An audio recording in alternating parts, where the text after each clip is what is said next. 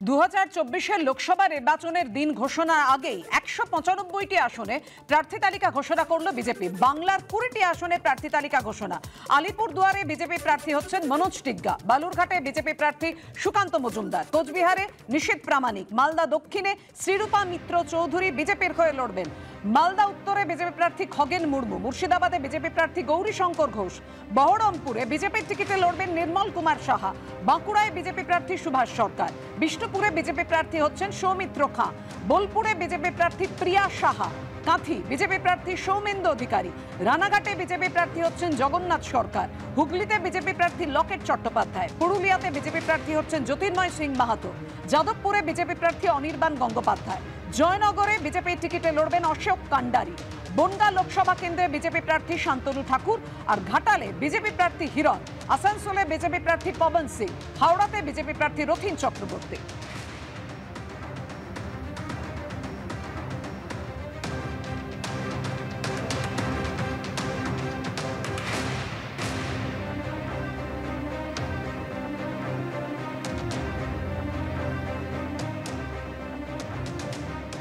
একজন কর্মী হিসাবে খুব গর্বিত এবং একজন প্রার্থী হতে পেরেছি, ভারতীয় জনতা পার্টির বিশ্বের সর্ববৃহৎ ভারতীয় জনতা পার্টির প্রার্থী হতে পেরেছি, এটা আমার কাছে অত্যন্ত গর্বের। এবং আমি ধন্যবাদ জানাবো নরেন্দ্র মোদীজিকে, আমাদের জগৎ প্রকাশ নাড্ডাজিকে এবং অমিত শাহজিকে, যারা আমার মধ্যে ভরসা রাখলেন, যে মানুষের কাজ করার জন্য যাকে আমার মধ্যে ভরসা রাখলেন, তাই ওনাদেরকে প্রণাম। এবং ভারতীয় জনতা পার্টির আমার অসংখ্য ধন্যবাদ, কারণ আমরা পার্টির একজন কর্মী, সেখানে আমাদের এই জায়গাটা আবার দিলেন মানুষের সেবা করতে। অসংখ্য ধন্যবাদ আমার সমস্ত পার্টির নেতৃত্বকে এবং আমার সুকান্ত মজুমদার এবং শুভেন্দুদাকে। কতটা বিশ্বাস আছে আপনি? 100%, কারণ ভারতীয় জনতা পার্টি নরেন্দ্র মোদীজিকে দেখে ভোট হয়, ভারতীয় জনতা পার্টি নরেন্দ্র মোদীজি দেখে এবং প্রতীক রেখে ভোট হয়। 100% বিষ্ণুপুরে আমরা 2 লক্ষের অধিক জিতবো, এটা নিশ্চিত হয় বলতে পারি। আজ দ্বিতীয়বারের জন্য ভারতীয় জনতা পার্টির পক্ষ থেকে আমাকে প্রার্থী মনোনীত করার জন্য পার্টির প্রতি আমার আত্মবিশ্বাস, কৃতজ্ঞতা বাড়ল এবং সর্বোপরি ভারতীয় জনতা পার্টি যে জনতার পার্টি, জনতার মতামতকে গুরুত্ব দেয়। তারা দলীয় থেকে যে সার্ভে করে 5 বছরের কাজের মূল্যায়ন বা জনসমর্থন কীরকম আছে, সেই জনসাধারণ যেভাবে আমার প্রতি সমর্থন জানিয়েছে 5 বছরের কাজের, দ্বিতীয়বারের জন্য তারা আমাকে চাওয়াতে সেই জনসাধারণকে আমি আমার নমস্কার, প্রণাম, কৃতজ্ঞতা প্রকাশ করি। আমার সামর্থ্য অনুযায়ী আপনাদের পাশে থাকবো এবং আপনাদের কাজ করব। আমি রাজস্বীর কাছে আসবো। রাজস্বী, এ তো মাস্টার স্ট্রোক, মানে লোকসভা নির্বাচনের দিনক্ষণ ঘোষণার আগেই 195টি আসনে প্রার্থী তালিকা ঘোষণা, এর নজির আছে কিনা অবশ্যই বিশ্বনাথ দা, শুভময়দার কাছে আসবো, কিন্তু তার আগে তোমার কাছে আমি জানতে চাইছি, বাংলায় 20টি তালিকায় প্রার্থী ঘোষণা হয়ে 20টি জায়গায় 20টি লোকসভা কেন্দ্রে প্রার্থী তালিকা ঘোষণা হয়ে গেল এবং টার্গেট 42-এ 42, একেবারে 35-এর পর 42। আমরা তো আগেই বলেছিলাম যে আমরা নির্বাচন খুব সিরিয়াসলি লড়ছি এবং আমাদের মুড অফ দ্য নেশন যেখানে বলছে আব কি বার 400 বার এবং ভারতীয় জনতা পার্টি ফেরত আসছে, এমনিতে এটা এটা দেওয়াল লেখন, এটাকে কেউ আটকাতে পারবে না। আরেকবার 15ই আগস্ট নরেন্দ্র মোদী লালকেল্লার প্রাচীর থেকে দেশের জাতির উদ্দেশ্যে ভাষণ দেবেন, এটা আমরা প্রত্যেকেই জানি এবং আমরা সেই মতন নির্বাচনের জন্য প্রস্তুত। আমরা তার প্রস্তুতি আমরা দেখে নিচ্ছি, আমরা তো আগের থেকে আপনারা অনেকবার দেখিয়েছেন, আমরা বলেওছি সেটা যে আমরা নির্বাচন আগের থেকেই প্রার্থী ঘোষণা করে দেবো, যাতে প্রত্যেকটা প্রার্থী অনেকটা সময় পায়, কাজ করতে পারেন, নিজের নিজের জায়গায় জনপ্রতিনিধি জনতার সঙ্গে কথা বলতে পারে। আসবো তোমার কাছে, আসবো। আমি জানি না, প্রার্থী তালিকা দেখে তা মনে হলো যে এমন এমন প্রার্থী আছেন, কখনো কংগ্রেস থেকে, কখনো তৃণমূল থেকে, কখনো বিজেপি থেকে দাঁড়িয়েছেন, সবাই তো অনেক কথা বলছেন, কিন্তু এইটুকু বলতে পারি যে যারা ভাবছেন যে বিজেপি পার্টি এত সহজে দেশের আবার সরকারে ফিরবে, বিষয়টা কিন্তু এই জায়গায় নেই। ভারতবর্ষের রাজনীতির বর্তমান প্রেক্ষিতে যদি সত্যিকারের রুটি কাপড়া মাকানের ওপর ভোট হয়, বিজেপির বিভিন্ন কাজকর্মের ওপর মূল্যায়নের ওপর ভোট হয়, বেকারির জন্য যদি ভোট হয়, কারা বেকার তৈরি করলো, যদি ভারতবর্ষের অর্থনীতির ওপর ভোট হয়, তাহলে বিজেপির কিন্তু কোনো সুস্থ মানসিকতার লোক বিজেপিকে ভোট দেবে না। এখন ফাঁকা আওয়াজ দিতে তো কোনো অসুবিধা নেই, ফাঁকা আওয়াজ দেবেন। কিছুক্ষণ আগে তৃণমূলের কিছু ঝগড়াঝাটি যদি দেখাতে পারেন, আপনারা অনেকে ভাবেন যে কিছু, কিন্তু যেদিন এই সুকান্ত মজুমদারকে চটি পেটা করেছিল। একটু সংযোজন করি, আপনাকে বিরত করে বলি, এমন কিছু নয় কিন্তু যে আমরা বানিয়ে করছি, যা হচ্ছে যা ফ্যাক্ট সেটাই তুলে ধরছি। আপনি তো শুনলেন, যা হওয়ার আপনার সামনেই তো হলো, আপনি তো স্টুডিওতেই রয়েছেন। থাকতে পারে, বলতে পারে, কিন্তু আমি এইটুকু বুঝি যে যদি কারুর পেছনে লাগতে হয় তাহলে তৃণমূলের পেছনে লাগতে হবে, তৃণমূল ছাড়া অন্য কারুর প্রাসঙ্গিকতা নেই। এবং এখানে বারে বারে সুভাষ সরকারকে ঘরে আটকে রেখেছে। তাই এটা কি বলছেন, এটা কি বলছেন? পরেশ পাল, সাধন পান্ডে, ভাইপো মানুষ, সৌগত রায়, এদের সৌমিত্রকে আপনি নিজের দলের কথা বলুন, আপনারা তো ভাড়া করে ও তো চাকরি করে আপনাদের লোক, আপনাদের লোক আপনাদের টাকা মিছিলের মধ্যে থাকে, তাকে পাঠিয়ে নাটক করে এই নাটক। এই কথাটা বৈশ্বনাথদা বলছেন সুভাষ সরকারের বিরুদ্ধে আজকেও বিক্ষোভ দেখিয়েছেন দলের একাংশ, তাকে ঘরের মধ্যে আটকে রেখে এবং যা যা করা হয়েছে সে সমস্ত ঘটনার নজির আমরা গোটা বাংলার মানুষ দেখেছে। কাউন্সিলর ছিলেন 90 নম্বর, সেখানে যে তোলাবাজির অভিযোগ হয়েছে, সেখানে যে মানুষকে মারধর করেছে, তার জবাব দেওয়ার প্রয়োজনীয়তা বোধ করছেন একটা কাউন্সিলর। বিশ্বনাথদার কাছে আসবো, বিশ্বনাথদার কাছে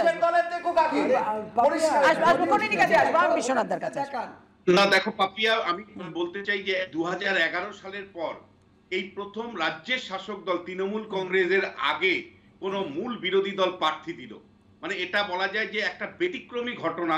যে বিজেপি দলের বিরুদ্ধে বারবার অভিযোগ ছিল যে তারা মানে নির্বাচনের দিনক্ষণ ঘোষণা হয়ে যাওয়ার পরেও প্রার্থী তালিকা ঘোষণা করছে না, কেন করছে না। আজকে কিন্তু সারা ভারতবর্ষে 195টি আসনে প্রার্থী তালিকা ঘোষণার পাশাপাশি পশ্চিমবাংলাকে যে তারা পাখির চোখ করেছে সেটা বোঝা যায় প্রার্থী তালিকা ঘোষণার মধ্য দিয়ে। 20 জন প্রার্থী তালিকা তৃণমূল কংগ্রেসের আগে এই প্রথম 2011 সালের পরে কিন্তু আমরা দেখলাম রাজ্যের শাসক দলের আগে প্রধান বিরোধী দল তারা কিন্তু প্রার্থী তালিকা ঘোষণা করলো। এটা একটা দিক। দ্বিতীয় দিক হলো এই প্রার্থী তালিকার যদি আমরা একটা তুলনামূলক বিশ্লেষণ করি তাহলে দেখব যে সবচেয়ে গুরুত্বপূর্ণ ড্রপ আউট যদি বলে যে প্রাক্তন যে বর্তমান যিনি মন্ত্রী জন বার্লাকে এখানে একমাত্র ড্রপ আউট করা হয়েছে, মানে বাদ দেওয়া হয়েছে। তার পরিবর্তে মনোজ টিগ্গাকে অন্তর্ভুক্ত করা হয়েছে, আদিবাসী নেতা হিসাবে তাকে প্রজেক্ট করছে বিজেপি। এবং একই সাথে তুমি যদি দেখো যে এখানে দুটো শিবির, বিজেপি 3টে শিবিরের যদি আমি বলি, শুভেন্দু অধিকারী, সুকান্ত মজুমদার এবং দিলীপ ঘোষ, তাহলে একমাত্র দিলীপ ঘোষকে কিন্তু এই প্রার্থী তালিকার মধ্যে রাখা হয়নি। নাহলে শুভেন্দু অধিকারী ভাইকে ইতিমধ্যেই প্রার্থী তালিকা হিসেবে কাঁথিতে ঘোষণা করা হয়েছে, আর রাজ্য সভাপতিকে তো বালুরঘাটে প্রার্থী হিসেবে ঘোষণা করা হয়েছে। দিলীপ ঘোষের ভবিষ্যৎ কি সেইটা কিন্তু একটা গুরুত্বপূর্ণ রাজনৈতিক প্রশ্ন।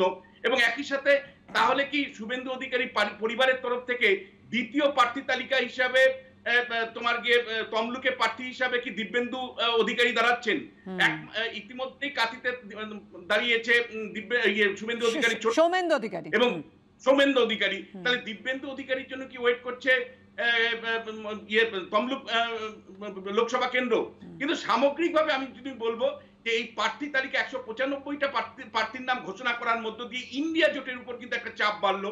এবং রাজ্যেও কিন্তু একটা পরিষ্কার, যখন কুণাল ঘোষ তোমার স্টুডিওতে এসে মানে তৃণমূলের প্রার্থী শুভদীপ বন্দ্যোপাধ্যায় হতে পারে যার সাথে বিজেপির সম্পর্ক, অর্থাৎ তৃণমূলের ঘরে যখন আমরা দেখতে পাচ্ছি আগুন লেগেছে, কুণাল ঘোষ যিনি প্রধান মুখপাত্র পদত্যাগ করেছেন, সম্পাদক পদত্যাগ করেছেন, এবং একই সাথে প্রার্থী তার মানে মমতা বন্দ্যোপাধ্যায় অত্যন্ত স্নেহধন্য প্রার্থী সুদীপ বন্দ্যোপাধ্যায়কে তিনি বিজেপির এজেন্ট এবং ট্রোজন ডট বলছেন, সেই সময় তৃণমূল কংগ্রেসের গৃহদাহের মধ্যে বিজেপির প্রার্থী তালিকা ঘোষণা রাজনৈতিকভাবে যথেষ্ট তাৎপর্যপূর্ণ।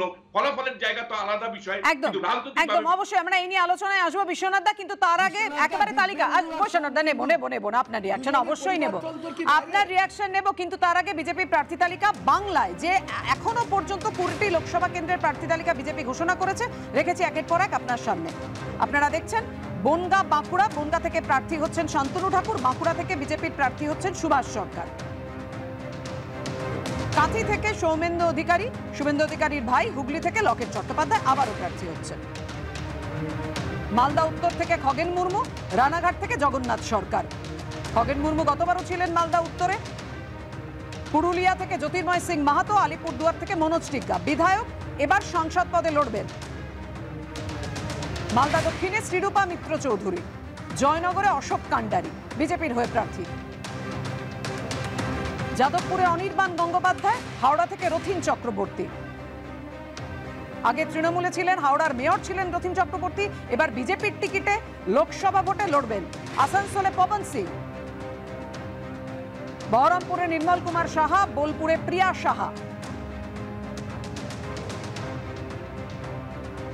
বালুরঘাটে সুকান্ত মজুমদার, কোচবিহারে নিশীথ প্রামাণিক। 42টি আসনই জিততে হবে, অর্থাৎ ফুল মার্কস পেতে হবে বঙ্গ বিজেপিকে। একেবারে এইভাবেই টার্গেট বেঁধে দিয়েছেন প্রধানমন্ত্রী নরেন্দ্র মোদী। আর এদিন কৃষ্ণনগরের সভা থেকে বাংলায় যেটা বলছিলাম যে সব আসনেই জয়ের ডাক দিয়েছেন প্রধানমন্ত্রী নরেন্দ্র মোদী। সূত্রের খবর, সভার পর সুকান্ত মজুমদার এবং শুভেন্দু অধিকারীর সঙ্গে একান্ত বৈঠক করেন। রাজ্য নেতৃত্বের ঐক্যবদ্ধ চেহারা দেখে তিনি সন্তোষ প্রকাশ করেছেন। এই নিয়ে অবশ্য বিজেপিকে কটাক্ষ করতে ছাড়েনি কংগ্রেস ও তৃণমূল। দেখুন তারপর আসবো আলোচনায়। 42 की 42 सीटों पर कमल खिलना चाहिए। हाँ 420 নিয়ে একটা শূন্য লাগিয়ে 420 নিলে। লোকসভা ভোটের আগে বাংলায় দ্বিতীয় প্রচার সভা থেকে নতুন টার্গেট বেঁধে দিলেন নরেন্দ্র মোদী। বললেন, পশ্চিমবঙ্গে 42টি লোকসভা আসনের মধ্যে 42টাই চাই। आने वाले 5 वर्षों में भाजपा सरकार पूरे देश में निवेश और नौकरी के अनगिनत नए अवसर बनाने वाली है। ये समय पश्चिम बंगाल के लिए भी अभूतपूर्व बदलाव का है, लेकिन इसके लिए आपको शुरुआत इसी लोकसभा चुनाव से करनी होगी। बांग्लार विकास होबे तबे देशार विकास होबे। इसलिए इस बार 42 की 42 सीटों पर कमल खिलना चाहिए और देश में अब की बार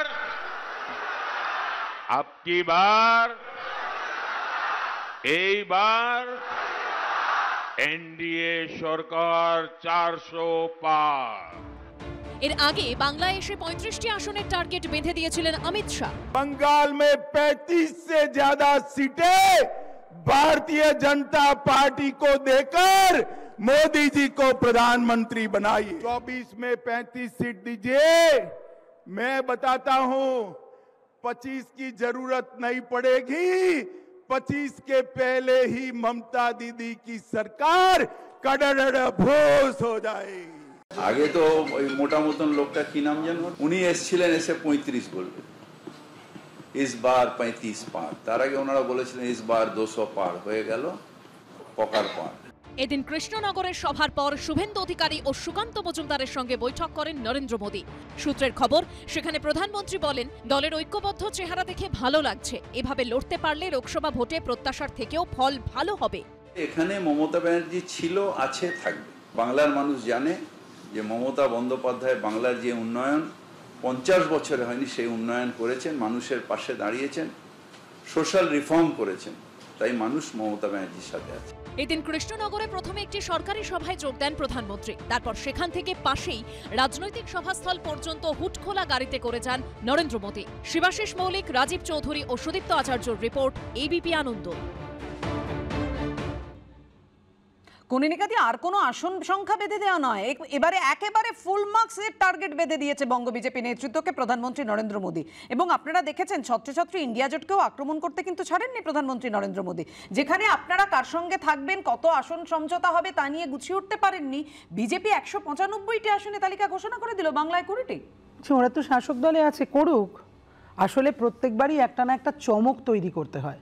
চমক না তৈরি করলে স্বাভাবিকভাবে রুটি রুজি জীবন জীবিকায়, যে এক্ষুনি বলছিলেন বেকারির কথা, আর ভারতবর্ষে দেখুন এখনো পর্যন্ত লাস্ট সিএমআই এর দেওয়া তথ্য অনুযায়ীও হচ্ছে 11.76% আর 19.36% হচ্ছে মহিলারা বেকার। একটার পর একটা জায়গায় এই অবস্থা, আর প্রত্যেকটা ক্ষেত্রে হচ্ছে বারবার এই বেকারির কথা, জিএসটির ইয়ের কথা, কি বলে নোটবন্দির কথা, জনধন অ্যাকাউন্টে 15 লক্ষ টাকা, এগুলো এখন সব পেছনে পড়ে যাচ্ছে। আগে ছিল, আগে হলো এনডিএ, এনডিএ থেকে হলো বিজেপি, এখন হচ্ছে শুধু মোদি।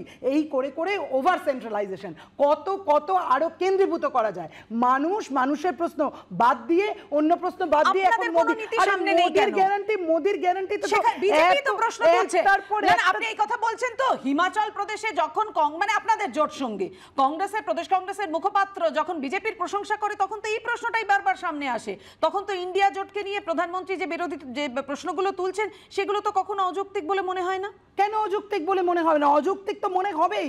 অযৌক্তিক এই কারণে মনে হবে কারণ প্রধানমন্ত্রী যে কথাগুলো বলেছিলেন, আদৌ কি আছে গুলিয়ে যায় সব প্রতিশ্রুতি দিয়েছিলেন মন্ত্রী বারবার আমাদের সামনে এসে যে প্রতিশ্রুতি দিয়েছিলেন, সারা 5 বছরে মিলিয়ে দেখুন সেই প্রতিশ্রুতিগুলো বাস্তবায়িত হয়েছে কিনা।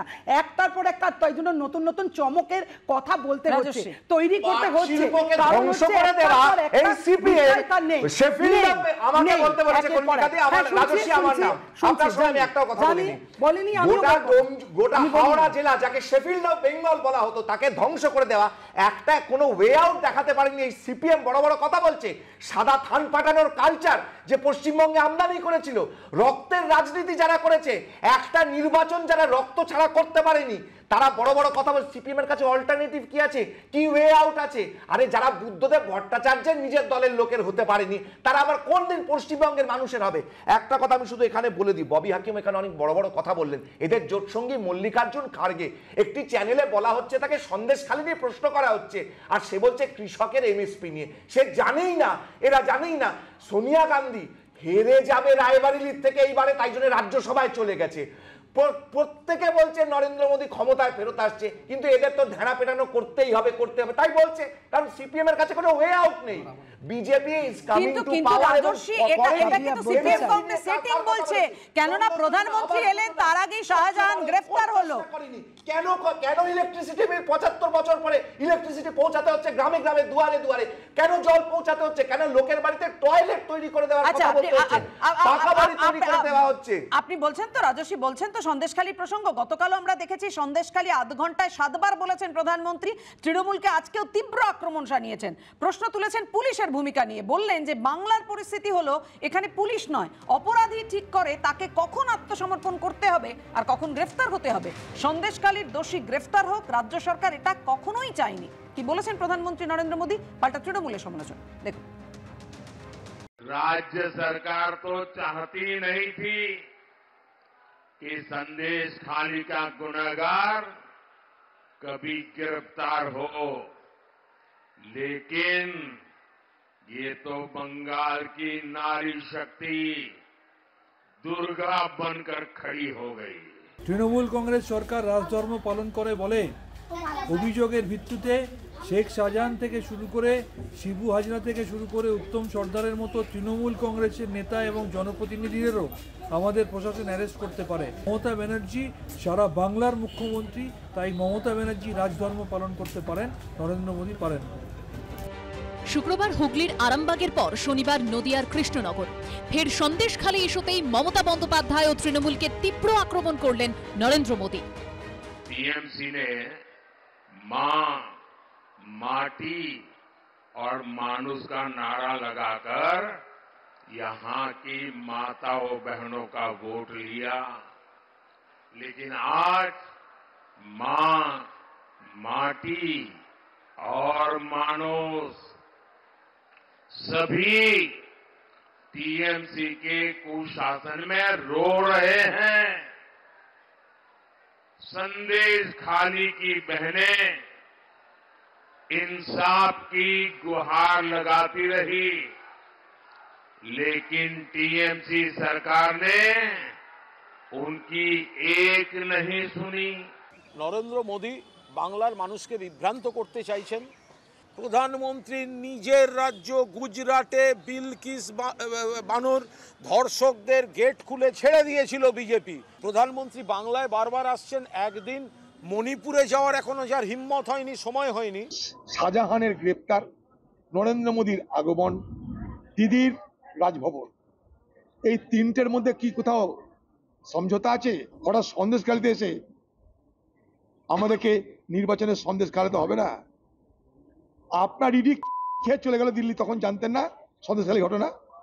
একবার আওয়াজ বেরিয়েছে মুখ দিয়ে। এখন যখন বাংলা এসছে, এখন মোদির সন্দেশখালী মনে পড়েছে, নির্বাচনের সন্দেশ দিবে আমাদেরকে।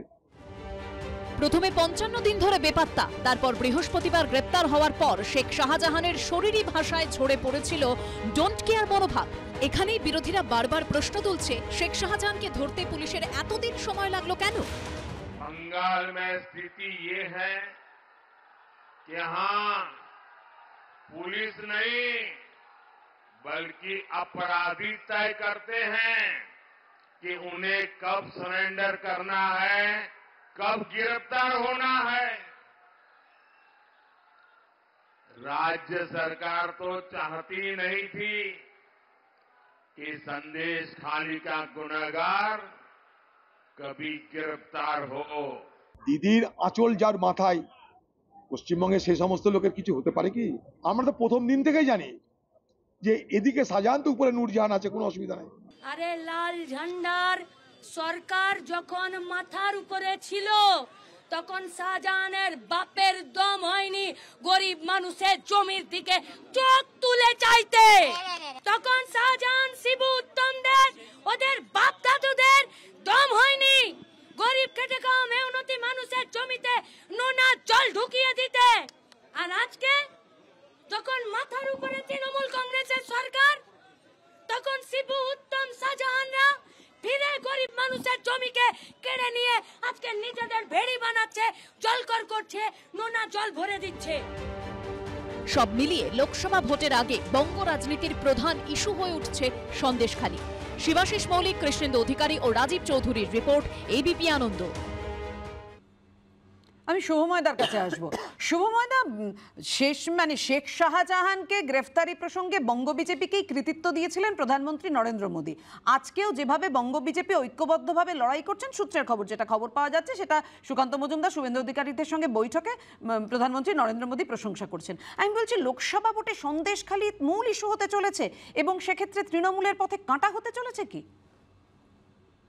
দেখুন, কোনটা ইস্যু হবে এটা এই মুহূর্তে বলা খুব শক্ত। সবে সন্দেশখালী খুবই গুরুত্বপূর্ণ একটি বিষয়, এবং শাহজাহানের কথা যখন আসছে তখন তো সত্যি এ কথা উঠবে যে বডি ল্যাঙ্গুয়েজের দিক থেকে শেখ শাহজাহানের বডি ল্যাঙ্গুয়েজ বেশি ভালো না নরেন্দ্র মোদীর। এবং আজকে নরেন্দ্র মোদী যে কথাটি বলেছেন আর কি, কালকে রাজ্যপালের কাছে মিটিং টিটিং হয়েছে, একটা বিষয় কিন্তু একেবারে পরিষ্কার, তৃণমূল এবং বিজেপি এরা দুজন মিলে কিন্তু পশ্চিমবঙ্গে 40 থেকে 42টি আসন পাওয়ার একটা সম্ভাবনা সত্যিই তৈরি হয়েছে। এবং সিপিআইএম সেই জায়গায় কি করছে, সিপিআইএম কিন্তু মীনাক্ষী মুখোপাধ্যায় কোথা থেকে প্রার্থী হবে বলতে পারছে না। জিজ্ঞেস করা হচ্ছে যখন নিরাপদ সর্দার কি বসিরহাটে প্রার্থী হবেন, তখন তারা বলছেন না না না, ওই সিটটা তো সিপিআই এর ছিল। অর্থাৎ রাজনৈতিক দল হিসেবে বিজেপি কতটা আগের থেকে কাজ করছে, কতটা সংগঠিত, কতটা ভালোভাবে তারা তাদের দলের বিষয়টা, কেউ বিজেপিকে অপছন্দ করতেই পারেন, কিন্তু তাদের কাজটা তারা কতটা কঠোরভাবে করছেন, কতটা কঠিনভাবে করছেন, কতটা দ্রুততার সঙ্গে করছেন, এই জায়গাটা বামপন্থীরা যদি তাদের তাত্ত্বিক জায়গাতেই পুরো আটকে পড়ে থাকেন, তাদের কোনো জননেতা নেই, কারণ তারা শুধু নীতি নিয়ে কথা বলবেন, তাদের কোনো মানুষ নেই, দলটা পুরো অ্যাবস্ট্রাক্ট একটা জায়গায় দাঁড়িয়ে আছে, তাদের কোনো মানুষকে দেখা যাচ্ছে না, তারা স্থির করতে পারছেন না তাদের প্রার্থী কে হবেন। অবশ্যই কুণালবাবু তো বলেই দিয়েছেন, তৃণমূল বিজেপি জোটের কথা তো এখন আর সিপিএম কংগ্রেসের জোর গলায় বলার দরকার নেই, তিনি তো পরিষ্কারভাবে কথাটা বলেছেন। এখন প্রশ্ন হচ্ছে কংগ্রেস তৃণমূলের সঙ্গে জোট করবে কিনা এখনো সিপিএম জানে না, সিপিএম সিপিআই কে আসন ছেড়ে দেবে কিনা জানে না, সিপিআই বা সিপিআইএম সন্দেশখালীকে ইস্যু করবে কিনা জানে না। ফলে বামপন্থীরা যেভাবে পিছিয়ে পড়ছেন সামনে আসার জায়গায়, সেই জায়গাটায় তারা যে তাত্ত্বিক আলোচনায় মগ্ন হয়ে থাকছেন, সেখান থেকে তারা কতটা বেরোবেন এই প্রশ্নটাও কিন্তু সন্দেশখালীর সঙ্গে একই সঙ্গে আসে। একদম। আমি কনিনিকাদির কাছ থেকে অনলাইনার আসবো। কনিনিকাদি, এখনো পর্যন্ত কিন্তু মোহাম্মদ সেলিমের সঙ্গে অধীর রঞ্জন চৌধুরীর বৈঠকে ঠিক হলো না আসন সমঝোতা হবে না, মানে সিট শেয়ারিং হবে না জোট হবে, এখনো পর্যন্ত ঠিক করে উঠতে পারেননি আপনারা। দেখুন, জোটের প্রশ্ন তো নেই, সিট শেয়ারিংই হোক আর আসন সমঝোতাই হোক, সেটা হবে নিশ্চিত করে তার মধ্যেই বেরিয়ে যাবেন, কথাও হবে, নির্দিষ্ট সময় প্রার্থী তালিকাও প্রকাশিত হবে, তার মধ্যে দিয়ে যা হওয়ার হবে। কিন্তু প্রশ্নটা হচ্ছে যে না, পিছিয়ে থাকার প্রশ্ন নেই, রাস্তার লড়াই আছে, অ্যাবস্ট্রাক্টও নয়, স্বাভাবিকভাবে আটকে থাকার প্রশ্ন নয়, রাস্তার লড়াইয়ে প্রতিদিন আছে, নিশ্চিত করে তার মধ্যে দিয়ে প্রার্থী তালিকা সামনে আসা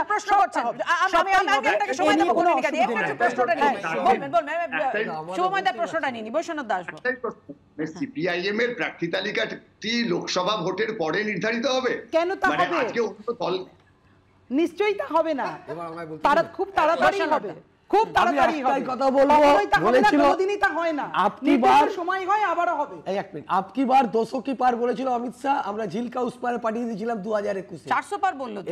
এবার আজকেও এবারেও বলেছে ভোটের ফলাফলে দেখে নেবে। 2,28,00,000 এবারে তো 100% 2019 সালে এবারে তো 100% 42 বলছেন বৈশাখ জমানত জব্দ হয়েছিল।